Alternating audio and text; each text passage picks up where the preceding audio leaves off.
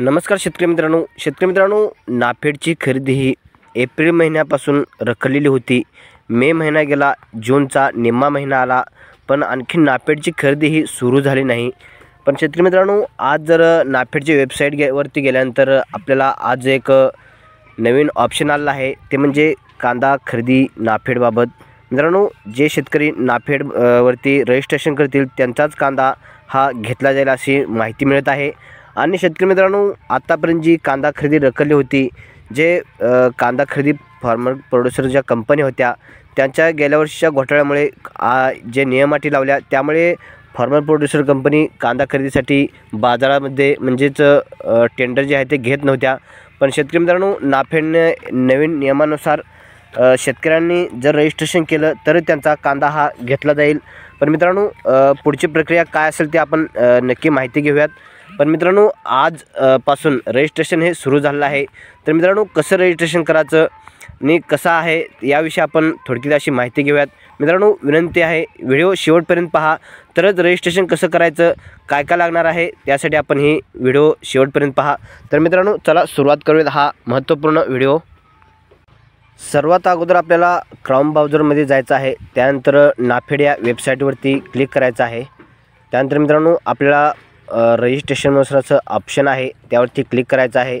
आपल्याला आपला mobile number मागितला जाईल आणि मोबाईल नंबर मागितल्यानंतर आपला OTP येईल। OTPला क्लिक करून आपला OTP व्हेरीफाय करा। व्हेरीफाय केल्यानंतर मित्रांनो, पुढे नेक्स्ट करा।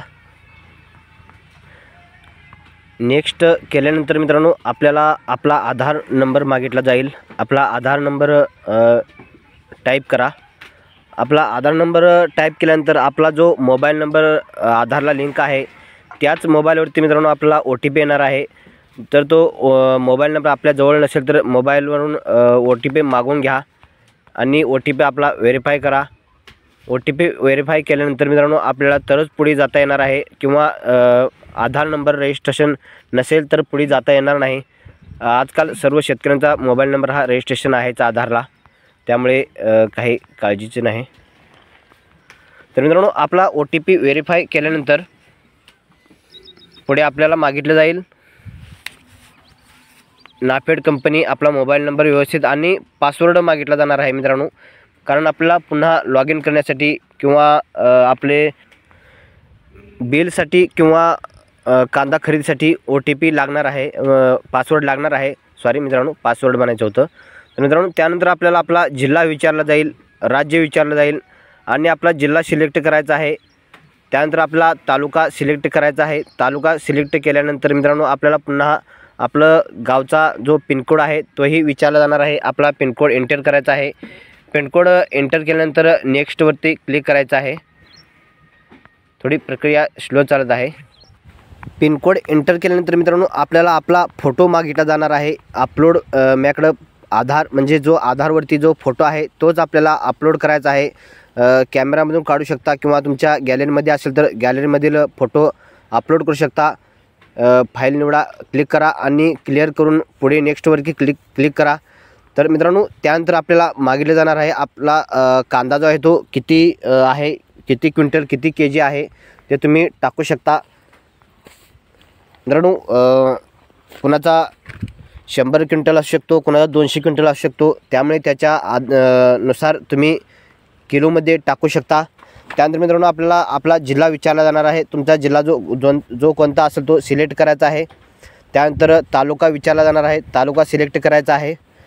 आणि मित्रांनो, तालुका सिलेक्ट केल्यानंतर जे तुमचं पिनकोड आहे तो मागितला जाणार आहे।